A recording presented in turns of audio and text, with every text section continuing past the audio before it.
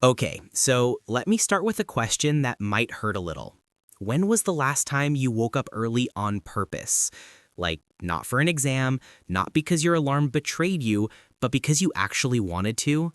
Yeah, same. A month ago, I was in full chaos mode, sleeping at 2 a.m., waking up at 10, rushing everything, procrastinating assignments, missing gym sessions, days blending into each other like one long, blurry loading screen. And honestly, I was tired of feeling stuck. So I tried something extreme, waking up at 4 a.m. for 30 days. I know, it sounds like that grindset advice your toxic productivity cousin won't shut up about. But this time, it wasn't about forcing discipline or becoming some superhero version of myself. It was more like, bro, I need a reset. The first morning, disaster. The second, worse. But then something weird started happening, something I didn't expect at all. And that's what I want to share today.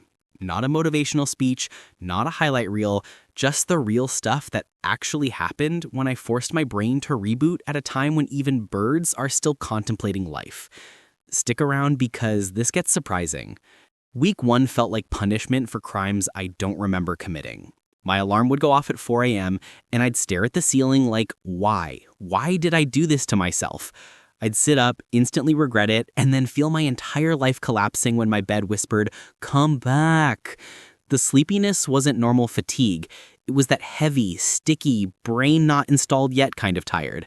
And because I was trying this challenge while still juggling real life stuff, college assignments, group projects where half the group disappears, overthinking future plans, it felt like I was running on low battery all day. I'd catch myself scrolling on my phone at 11 p.m. and be like, ah yes, another self-sabotage speedrun. But here's the cliffhanger.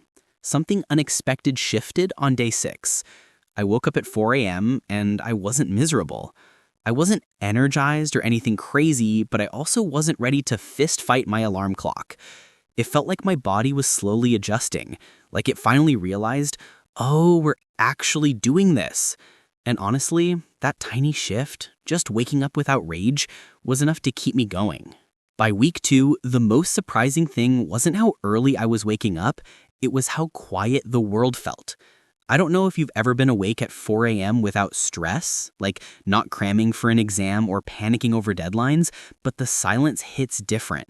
There's no noise, no texts, no notifications, no pressure. It felt like I had stolen extra hours from the universe. And here's the crazy part. My brain, which is usually scrolling through 1,000 thoughts per minute, was actually calm. I'd sit at my desk with a warm cup of tea and just think. Not panic think, like actual thinking. I realized how much my usual mornings were just rushed chaos. Waking up late, stressing, yelling inside, skipping breakfast, mentally punching myself for being behind. But at 4 a.m., I wasn't behind. I was ahead.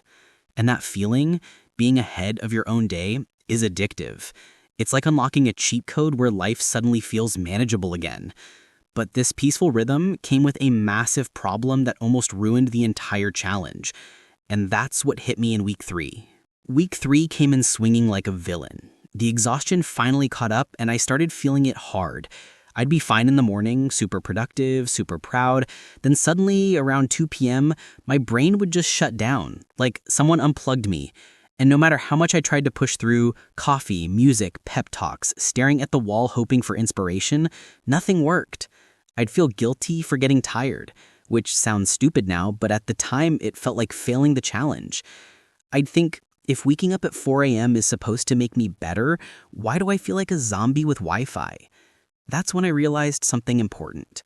Waking up early means nothing if you don't fix your nights. I was waking up at 4, but sleeping at 11 or 12. That math? Horrifying.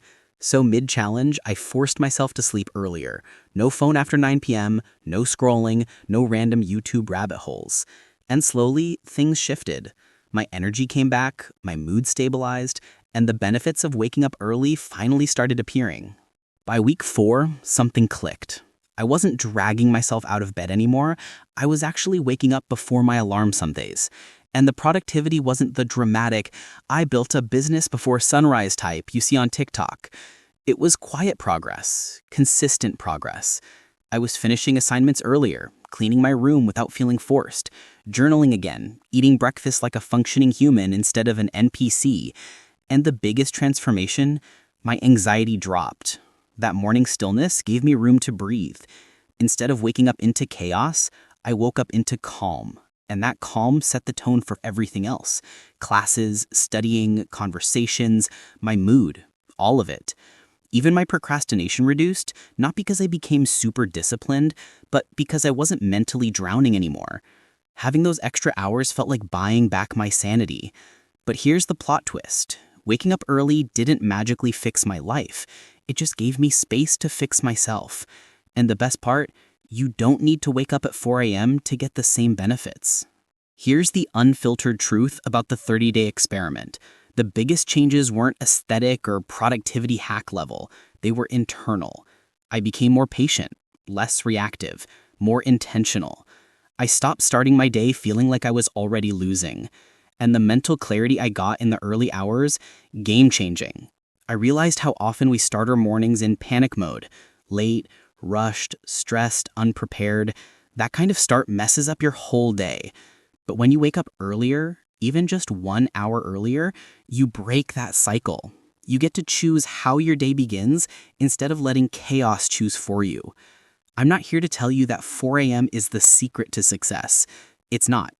What helped me wasn't the time, it was the stillness, the consistency, the sense of control. Those things changed my mindset in ways I didn't expect. So if you're expecting a magical transformation, no. But if you're someone who feels overwhelmed, behind, or stuck, giving yourself quiet time in the morning, even 30 minutes, can genuinely shift your whole life. Okay, if you want to try waking up earlier, maybe not 4 a.m., maybe 6 or 7, here's what actually works. First, fix your night. Seriously, no early morning routine can beat late night scrolling. Second, give your brain something to look forward to. A warm drink, a playlist, a silent moment. Make waking up feel rewarding, not punishing. Third, don't immediately start doing hard tasks. Ease into your morning with something low pressure, cleaning your desk, stretching, reading. Fourth, stack habits. Once you're awake, attach something productive to the routine, studying, journaling, planning your day. Fifth, don't expect day 1 motivation. Expect day 3 regrets and day 5 confusion. Then expect week 2 calm. Consistency beats hype. And sixth, customize it. If 4 a.m. doesn't fit your life, don't copy me. The goal isn't to suffer. The goal is to reclaim your time and mental stability. And once you get even a small taste of quiet, intentional mornings, you'll understand why I stuck with it. So, after 30 days of waking up at 4 a.m., here's the honest conclusion. It wasn't about the time. It was about giving myself a chance to breathe, think, and exist without constant noise. It was about breaking that cycle of feeling behind before the day even starts. And most importantly, it reminded me that small habits, done consistently, change you in ways big habits never can. If you're watching this because you feel stuck, tired, burnt out, or unmotivated, I get it. I've been there. And you don't need a dramatic challenge to fix everything. Just try this. Tomorrow, wake up 30 minutes earlier than usual. Sit with yourself. Do one small thing that makes you feel grounded, and see how your day shifts. You might be shocked. And if you want to try the full challenge, I'm right here with you. Let's level up our mornings, our minds, and our lives together. Hit the like button if this inspired you even a little, subscribe for more real-life productivity experiments, and comment 4 a.m. crew if you're starting tomorrow. Let's make this year different, one morning at a time.